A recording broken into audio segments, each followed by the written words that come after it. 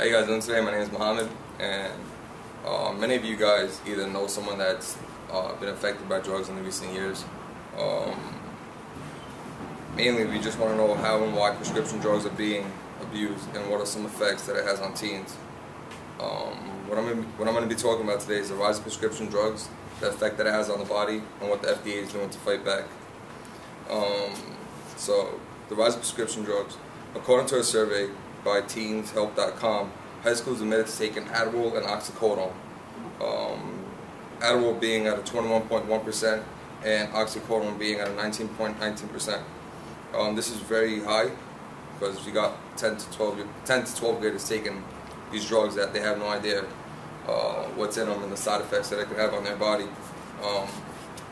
Drugs that are mainly being abused are, like I said, oxycodone and Adderall.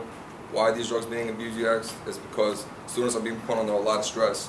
What this drug, Adderall, does is it allows the person to stay more focused. They're usually prescribed for ADHD patients or HDHD, which is either attention deficit disorder or hyper deficit disorder.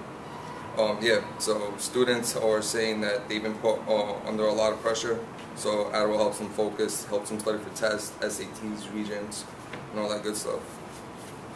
Dennis Bell, a former doctor, said, like I said before, many teens are abusing this ADHD drug to get into competitive college, study for their tests, or SATs.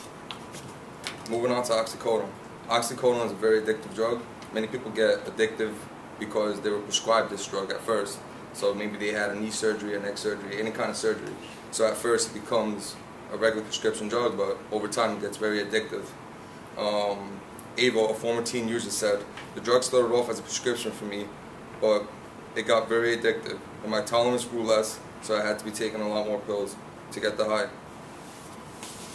Now moving on to the danger part.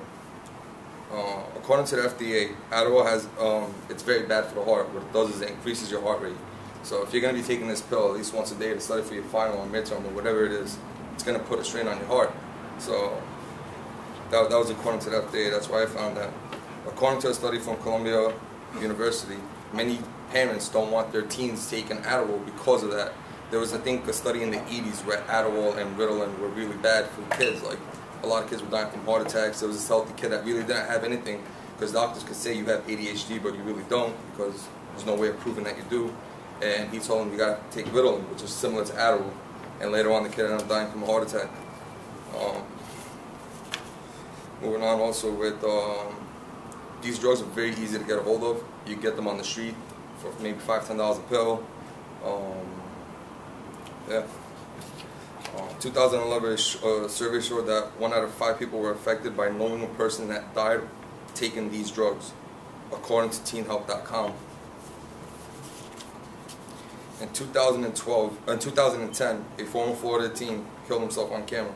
I don't know if you guys remember about that teen that got his hands on those pills. I think he was on live stream or he was blogging on the internet, and he ended up taking about 10, 15 pills. Now, if this wasn't easy for them to take, where did he find these pills? You know, like if they were like heavily enforced and these pills couldn't be getting in teens' hands, this kid probably could have still had his life, you know. But yeah. And now, what is being done? You might ask. The FDA is fighting back. They are producing less addictive drugs, and also the White House is going to unveil a multi-agency plan aimed to reduce the epidemic of prescription drugs.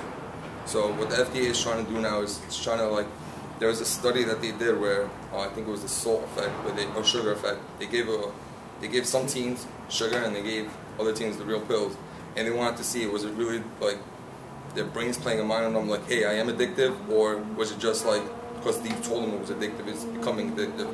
But they actually saw that people were getting addicted to these drugs with the withdrawals when they stopped giving them the pill. So they are trying to make less addictive drugs, and they are trying to enforce like pharmacies and stuff like that not to fill any kind of prescriptions. Once again, I want to thank you for your time.